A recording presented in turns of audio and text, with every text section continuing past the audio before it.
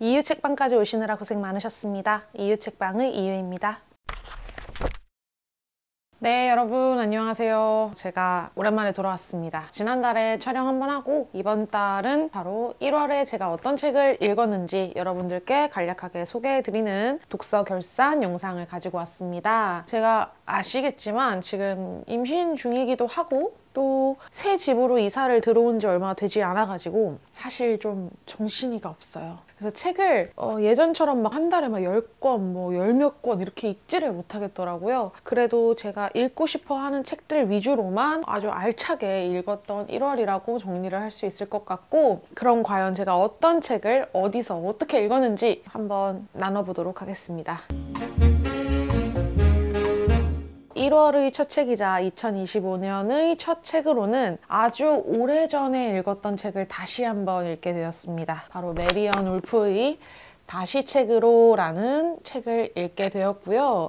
제가 작년에도 그렇고 계속 책을 자주 읽질 않다 보니까, 그리고 숏폼을 계속 보다 보니까요, 이 책 한 권을 꾸준히 읽는 것에 어려움을 많이 느끼더라고요. 그래서 문해력이 많이 떨어지고 있구나, 이걸 어떻게 해야 되지? 어떻게 하면 늘릴 수 있을까? 뭐 이런 생각을 하다가 저희 남편도 요즘 뭐 숏폼이나 이런 것들 때문에 책 한 권을 읽기가 힘들다라는 이야기를 하는 걸 듣고, 이거를 읽어야겠다. 올 한 해는 조금 스스로 긴 호흡을 가지고 무언가 할 수 있는 많은 것들을 도전하기 위해서 마음을 다시 다잡자라는 의미로 이 책을 다시 한번 꺼내서 읽게 되었고요. 이 책은 제가 이전에 한번 리뷰 영상으로 남겨드렸다시피 디지털 기반의 읽기와 이런 물성을 가진 책을 읽는 것이 어떤 식으로 다르고, 물성을 가진 책을 읽을 때와 디지털 기반의 글을 읽을 때 뇌의 프로세스가 어떻게 달라지는지, 이런 것들을 정리해 놓은 책이라고 할 수 있겠습니다. 제가 이거를 다시 읽을 때 내가 이걸 과연 기억할 수 있을까? 라는 생각을 했는데, 또 읽다 보니까 이전에 읽었던 기억이 새록새록 떠오르더라고요. 그러면서 어디서 이 책을 읽었고 그때 어떤 느낌이었지, 뭐 이런 것들이 살짝씩 떠오르면서 책을 한번 재독하는 데 있어서는 시간이 그렇게 오래 걸리지는 않았던 것 같습니다. 가장 인상 깊었던 부분이라던가 밑줄 친 부분들을 보면서 예전에 읽었던 나와 지금 다시 읽는 내가 포인트로 보고 있는 부분이 이렇게나 다르구나 라는 점을 확인할 수가 있어서 조금 더 재미있게 읽을 수 있었던 것 같아요. 그래서 뭐 이런 재독이라던가 이런 부분에 대해서는 따로 이야기를 하는 시간을 갖도록 하겠지만, 어쨌건 1월 첫 책으로 읽으면서 정말 후회 없이 읽었다라고 말씀드릴 수 있을 만한 책이고요. 난이도는 조금 있는 편이라고 할 수 있을 것 같아요. 제목에서도 표현되어 있듯이 책을 어느 정도 읽었던 분들이 다시 한번 나의 독서력이라던가 지금 나의 독서 습관들을 체크하기 위해 읽어보신다면 너무나도 좋겠지만, 이제 갓 독서를 시작하신 분들이 읽으시기에는 너무 난이도가 높은 책이다 라고 표현할 수 있을 것 같아요. 너무까진 아니더라도 앞쪽에는 뇌과학에 대한 이야기가 잠깐 들어있기도 하고, 또 후반부로 갈수록 아이에게 책을 읽어준다라는 것, 그리고 청소년들의 독서람, 뭐 이런 부분들이 한국의 정서와 맞지 않는 부분들도 꽤 있거든요. 그래서 그런 부분들에서 흥미를 놓칠 수 있는 부분들이 조금 많이 있다라는 생각이 들기 때문에 어느 정도 독서력이 한 중급 정도 단계에 계신 분들이 읽어보시면 좋을 것 같은 책이라고 말씀드릴 수 있겠습니다. 네, 그 다음으로는 최은영 작가의 아주 희미한 빛으로도라는 소설을 읽었고요. 제가 분명 이거를 신간으로 구매를 했었거든요. 한 번도 안 읽었더라고요. 그만큼 제가 많이 게으른 나날을 지냈었다라는 것을 보여주는 게 아닌가 싶기도 한데, 어쨌건 최은영 작가의 소설이 갑자기 읽고 싶다라는 생각이 들어서 읽어봤고요. 표제작인 아주 희미한 빛으로도, 그리고 목, 1년, 답신, 파종, 이모에게 사라지는 사라지지 않는 이라는 총 7편의 단편소설이 실려 있고요. 이 소설들 전체를 읽고 나니까 이 소설 자체에서 최은영 작가가 무슨 말을 하고 싶은 건지가 조금은 보이는 것 같더라고요. 일단은 인물 대부분이 자신이 가지지 못한 어떠한 특징, 특징들을 가진 인물들을 동경을 하거든요. 나와 반대되는 성격을 가진 인물들이 당연히 등장을 하겠죠, 소설이니까. 그런데 이 주인공들 대부분이 어떠한 불의에 맞서서 또는 내가 하고 싶은 행동을 하지 못하는 인물로 나와요. 그리고 오히려 그런 행동을 하는 상대방을 좀 무시하기도 하고, 이런 성향을 가진 상태로 소설이 진행이 되다가 막판에는 결국 자신이 동경하던 누군가를 잃게 된다라던가 아니면 상황이 굉장히 달라지면서 스스로의 행동을 후회하고 반성하는 모습들이 많이 보이는 작품들이 많더라고요. 그래서 이번에 이 소설집을 읽으면서는 꽤 많은 생각을 할 수 있었던 기회였고, 이 최은영이란 작가의 세계관, 사회를 바라보는 시선이 어떠한 사람인지 조금 갈피를 잡을 수 있지 않을까라는 생각을 했습니다. 단편 소설집을 제가 즐겨 읽지 않았는데 읽으면서 정리하고 이것저것 일련의 활동들을 하다 보니까 단편 소설집을 이래서 읽기도 하는구나 라는 생각이 좀 들더라고요. 노벨 문학상 이번에 수상하셨죠. 한강 작가님의 검은 사슴이라는 소설을 읽었습니다. 올해에 처음 읽는 한강 작가의 소설이고요. 사실 아직도 모르겠어요. 솔직히 한강 작가의 다른 소설들도 조금 많이 어렵다라는 생각이 들기는 했지만 그래도 이것만큼 읽으면서 이게 대체 무슨 소설이지?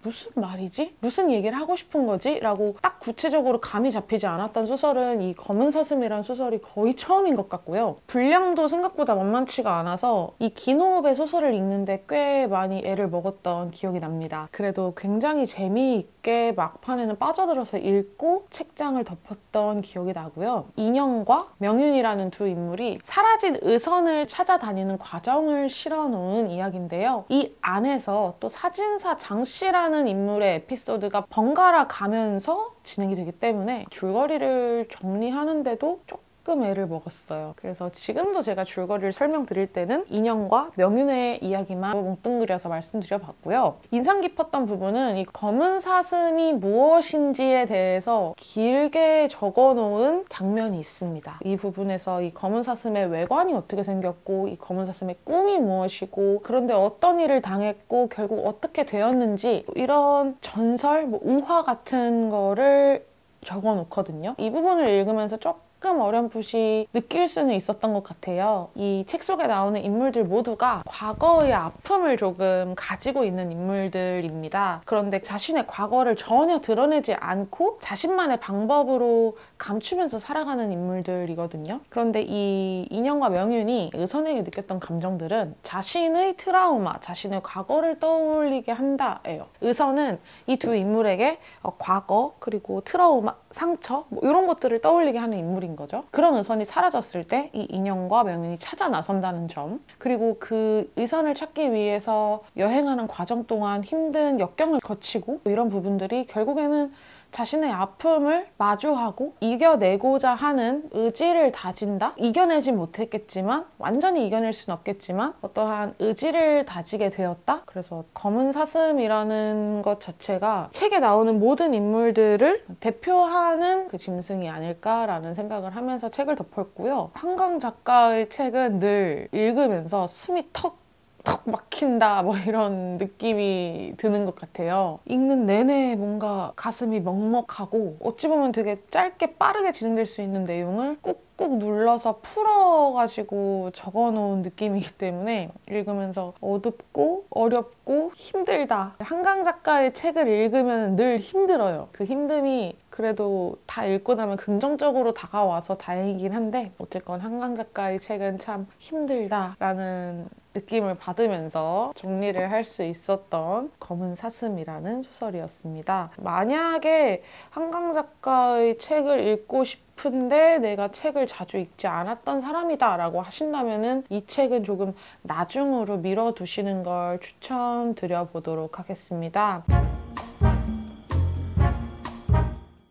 그 다음은 검은 사슴에 힘들었었나 봐요. 그래서 나 이제 조금 편안하게 책 읽고 싶어, 웃으면서 책 읽고 싶어 라는 생각에 선택을 한 책이고요. 안전감옥에서 나온 로맨스 도파민이라는 엔솔로지 시리즈를 읽었습니다. 엔솔로지 시리즈라고 해서 이 로맨스 도파민이라는 주제를 가지고 다양한 작가들이 적은 단편 소설이 실려있는 책이에요. 최영원 작가가 쓴 맛있는 녀석들, 조수연 작가가 쓴 러브러브 좀비 템플, 오조 작가가 쓴 행운을 빌어줘, 김희순 작가가 쓴 팝콘을 들으세요, 우재윤 작가가 쓴 나의 지구라는 총 5편의 단편 소설이 들어있는데요. 정말 재미있고 쉽게 읽을 수 있었습니다. 킬링타임용으로 정말 재미있게 읽을 수 있었고요. 한 줄로 뭐 요약을 조금 해드려보자면 맛있는 녀석들은 내가 소개팅을 나갔는데 알고 보니 그 소개팅 남자에게 엄청난 비밀이 있었다. 러브러브 좀비 템플은 템플 스테이를 갔는데 좀비가 창궐했다. 행운을 빌어줘는 PD인 내가 진행하는 연애 프로그램에 나의 엑스-연인이 출연을 했다. 팝콘을 들으세요는 목소리로만 데이팅을 할 수 있는 어플을 사용해서 만난 남자와 잘 될 뻔했지만 잘 되지 못한 이야기. 나의 지구, 외계인의 아이를 임신한 한 남성의 이야기라고 정리할 수 있을 것 같습니다. 그 외에 더 말씀을 드리면 혹시나 읽어보시고 싶으신 분들에게는 많은 스포가 될까봐 말씀드리진 못했어요. 제가 엔솔로지 시리즈를 가장 좋아하는 이유는 진짜 편하게 읽을 수 있기 때문이기도 하지만 다양한 작가들의 다양한 소재와 다양한 아이디어를 한꺼번에 즐길 수 있기 때문이 아닐까 싶어요. 그래서 안전가옥 시리즈는 제가 꾸준히 구매해서 읽고 있는 저희 최애 시리즈라고 말씀드릴 수 있을 것 같네요. 이거는 진짜로 독서 처음 하시는 분들이 읽어보시기에도 너무 좋을 것 같습니다. 다양한 시리즈들이 있으니까 꼭 이게 아니더라도 여러 엔솔로지 시리즈들 중에서 마음에 드는 주제 찾으셔가지고 읽어보시면 좋을 것 같아요.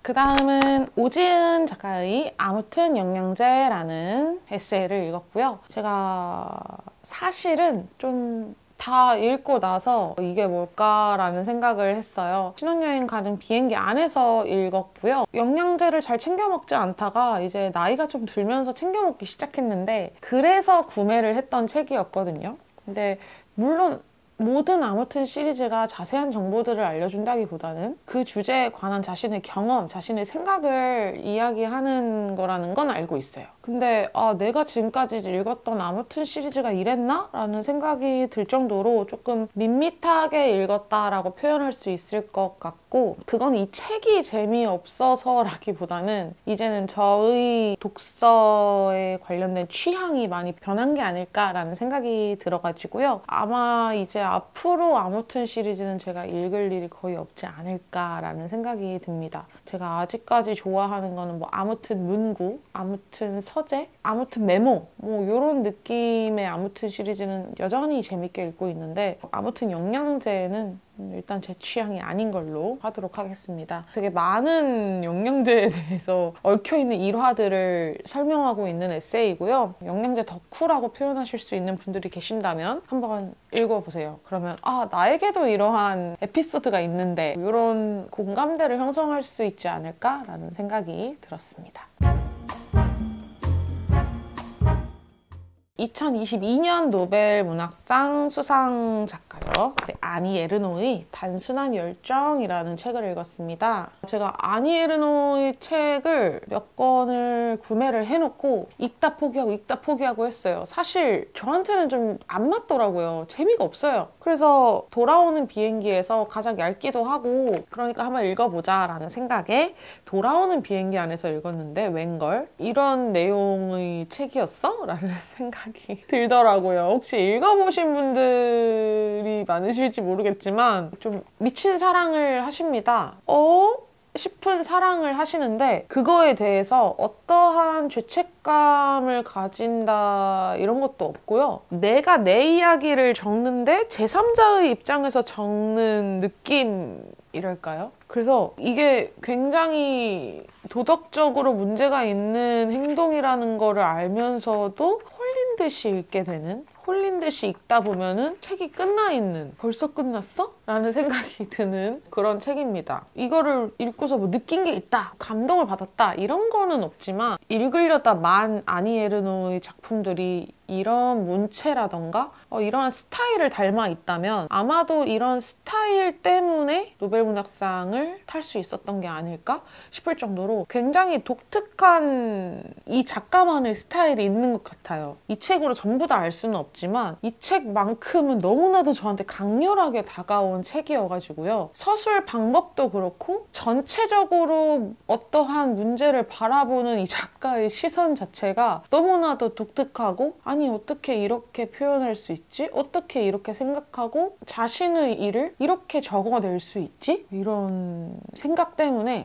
좀 많이 충격을 받으면서 한국으로 돌아왔던 기억이 납니다. 그만큼 강렬하게 저에게 남아있던 책이고요. 짧기도 하고 강렬하고 좀 마라맛이 있는 책이기 때문에 누구나 읽으시기에는 어렵지는 않을 것 같습니다. 하지만 처음 독서를 접하시는 분과 어느 정도 독서를 접해보신 분, 저보다 이제 더 많은 책들을 읽어보시고 저보다 더 많이 알고 계신 많은 독자 여러분들이 읽어보시기에는 읽으셨을 때 느끼는 무언가들은 굉장히 수준이 많이 차이가 날 수 있는 그런 책이라고 생각을 하고요. 굉장히 재미있게 읽어서 아니 에르노라는 작가의 집에 굴러다니는 책을 다시 한번 읽어봐야겠다라고 마음을 먹을 수 있도록 해준 책입니다. 네, 이렇게 제가 1월에 읽은 6권의 책을 여러분들께 소개를 해드렸습니다. 베스트를 좀 꼽아보자면 최은영의 아주 희미한 비치로도를 꼽아볼 수 있을 것 같아요. 물론 검은 사슴도 너무 좋고 다시 책으로라는 책도 재독하면서도 너무 좋았지만요. 이 책은 단편소설에 대해서 그렇게 좋아하지 않았고 또 재미없게 읽었던 저에게 이런 식으로 단편소설들을 읽어나가면 되겠다. 이런 소설집을 읽는 방법에 대해서 저 스스로 다시 한번 깨닫고 방법을 찾아나갈 수 있는 기회를 주었던 책이기 때문에, 그리고 책 내용들 자체도 너무나 하나하나 다 재미가 있었고요. 가장 기억에 남는 책이 아닐까 싶어요. 검은 사슴은 너무나도 좋았지만 그럼에도 여전히 아직 답이 내려지지 않은 느낌이어서 베스트로 꼽지는 못했습니다. 재미있게 읽은 한 달이었다라고 생각을 했고요. 제가 이제 필사도 하고 있고 필사 영상도 매일매일 쇼츠로 올리고 있고 지금 인스타에도 읽은 책들을 정리를 해서 올려놓고 있는 작업을 다시 시작을 했으니까요. 혹시 제가 리뷰하지 않은 그 독서 결선에 나온 책들 중에서 궁금한 것이 있으시다 싶으면 제 인스타그램 한번 팔로우 하셔서 읽어보시면 좋을 것 같고요. 좋은 책들도 DM이나 댓글로 많이 추천해 주시면 감사하겠습니다. 긴 영상 끝까지 봐주셔서 너무너무 감사하고요. 영상 즐거우셨다면 좋아요하고 구독하고 알람 설정까지 부탁드릴게요. 그러면 다들 조심히 내려가세요.